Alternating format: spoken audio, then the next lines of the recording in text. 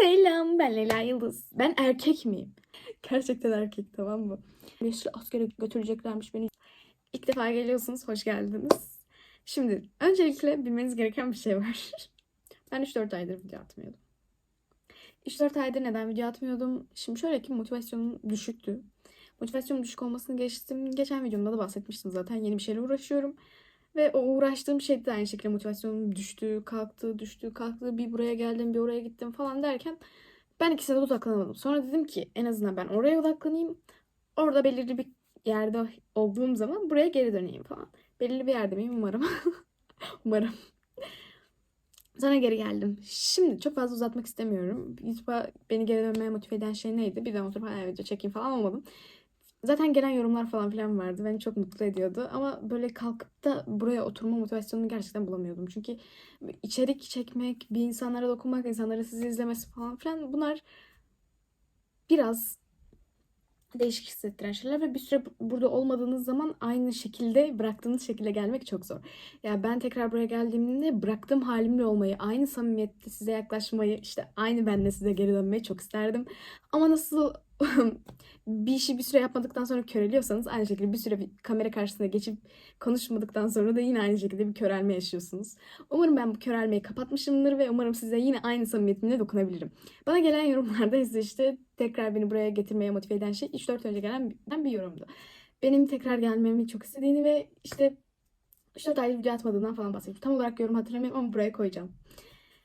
Neyse ben buna çok mutlu oldum çünkü bugün gördüm, sabah daha gördüm video şeylerime bakarken birden yorumlarımı açtım ve bu yorumu gördüm ve ne kadar mutlu olduğumu bilemezsiniz yani.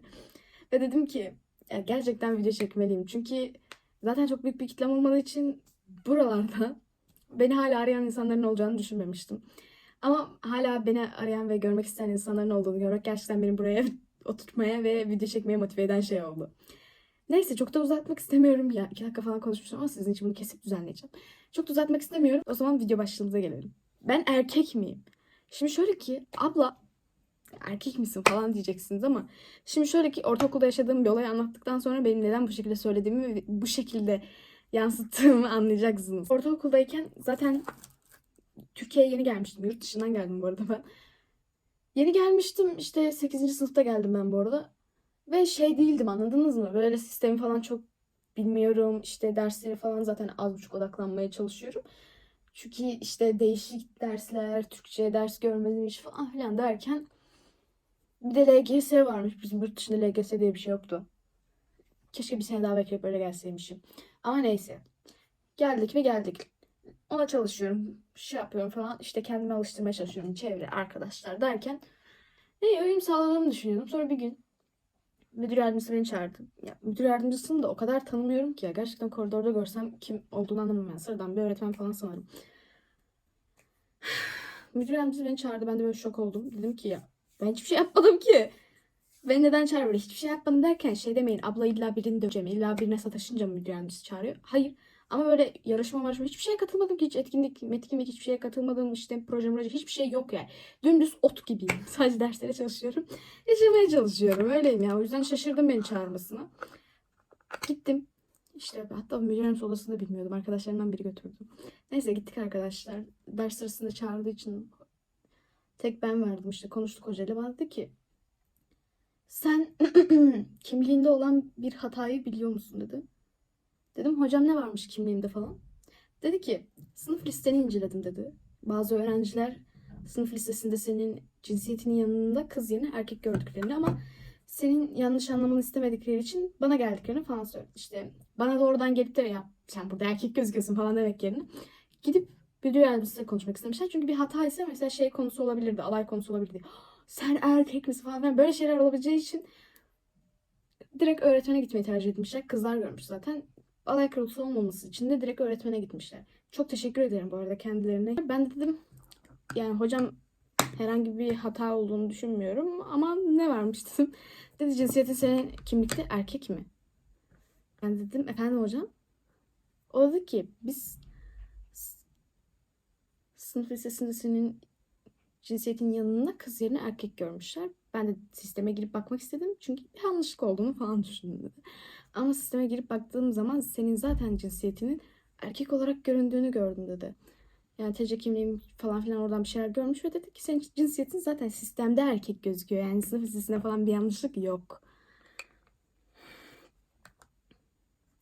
Sonra dedim ki hocam efendim falan. İşte sonra da beni korkuttu. Ya ben zaten 12-13 yaşında bir çocuğum. Sen niye gelip beni korkutuyorsun? Geldi beni korkutuyor işte. Askere alırlar da seni, git bunu değiştir, düzelt hemen de işte falan da filan da beni bir korkutuyor, bir korkutuyor. Ben de çocuğum, gittim korktum tabii ki. Hemen eve gittim işte, evet yani çıkışta eve gittim falan, işte annemlerle konuştum. İşte anne böyle böyle işte askere götüreceklermiş, beni cinsiyetim erkek gözüküyormuş falan filan. Çok utanıyorum. Sonra annemle benle teşekkür ettiler tabii ki. Kızım seni niye askere alsınlar falan filan, işte dedim. Böyle böyle anne. Ya şimdi şey diyeceksiniz. Abla kimlikte kız yerine erkek gözüküyor. Hiçbir fark etmedim. Ben kimliğimi kendim mi taşıyordum sanki? 8. sınıf çocuğum. Anam da babam da kimliğim, tamam mı? Annemler de hiç gidip de doğrudan cinsiyete bakmamışlar herhalde. Cüzdanla duruyor işte kimlik. Gittik baktık, gerçekten erkek. Gerçekten erkek, tamam mı? Ondan sonra işte tamam dedim. Okey. Biz bunu gerçekten düzeltmeliyiz demek ki. Yani biz ne sistemde bir yanlışlık var ya şeyde, yani gerçekten erkek gözüküyor. Sonra biz ertesi gün okuldan izin aldılar işte. Biz nüfus müdürlüğüne gittik. Odamda uçuk var. Doğru düzgün çerçeveleyemediğim için çok sinirliyim ama olsun da arkadaşlar. Biz nüfus müdürlüğüne gittik, tamam mı? İşte babam konuştu etti falan. Nüfus müdürlüğündeki kadın bana geldi, dedi ki aa ne tatlı kızsın sen böyle falan filan, seni nasıl erkek kaydetmişler falan dedi. Bilmiyorum. Bilmiyorum. Ondan sonra sistemden falan düzelttiler. Ama ben kimliğimi bir 18 olana kadar yenilemedim, tamam mı? Yani bir 4-5 sene erkek kimliği kestim. Ama şimdi şöyle, TC kimlik numaramdan bir şeye bakacakları zaman zaten kız olarak sistemde düzeldiğim için TC kimliğimi bir süre düzeltmedik. Annem babam zaten çalışıyor, anladın mı? İzin alma falan muhabbetlerinden işte falandan filandan zaten çok şeyim olmadı, fırsatım olmadı. Sonra da işte ben öyle unuttum kaldı çünkü sistemde değişmiş. Kimlik kartını değiştirmeye gerek duymadım falan. Sonra kimlik kartında imza yok diyor, 18'inde değiştim, yani yine cinsiyetten bağımsız bir şekilde değiştim. İhtiyaç duymadım çünkü gerek yok. Tamam mı? Ondan sonra değiştirdik biz onu. Artık kimlikte de sistemde de kızım arkadaşlar. Ya öyle umut ediyoruz. Öyle yani, ortaokulda sonra bu olay öğrenildi bu arada. Okulda falan dalga konusu oldum. Ne kadar işte saklamaya çalışsalar da işte beni işte küçük düşürmemeye özen gösterseler de yine olan oldu yani. Okulda falan erkekler ya işte Leyla sen de uzun eşek uzun eşek nasıl falan hani taşak geçtiler, tamam mı? Aa, ben bunu atsattım. Ortaokulda da zaten korona çıktı. Beşinci aydan sonra defolup gittim, tamam mı? 8. sınıftım zaten. Defolup gittim. Hiçbirinizin de yüzünü görmedim. Hiçbirinizi sevmiyorum. Hiçbirinizle de görüşmeyeceğim. Çok pis insanlarsınız. Yani 13 yaşındaki bir kıza böyle bir zorbalık yapılır mı? Yapılmaz. Ama siz yaptınız, o yüzden iyi dersiniz. Hepinizi isim soy ismini verip burada rezil etmek de isterdim ama yapmayacağım. Çünkü bana ne? Hayatımdan çıktığınızda 6 sene falan olmuş. Belki de daha fazla. O yüzden umursamıyorum. Şu an olayı hatırlattığım için gündeme getirdim. Ama iğrenç insanlarsınız. O zaman da iğrenç insanlardınız. Sadece arkadaşlarım vardı birkaç tane. Onları çok seviyorum. Yine hala seviyorum. Öyle. Bu olay bu şekilde kapandı. Sistemden düzelttik, hallettik. Askere de gitmeyeceğim.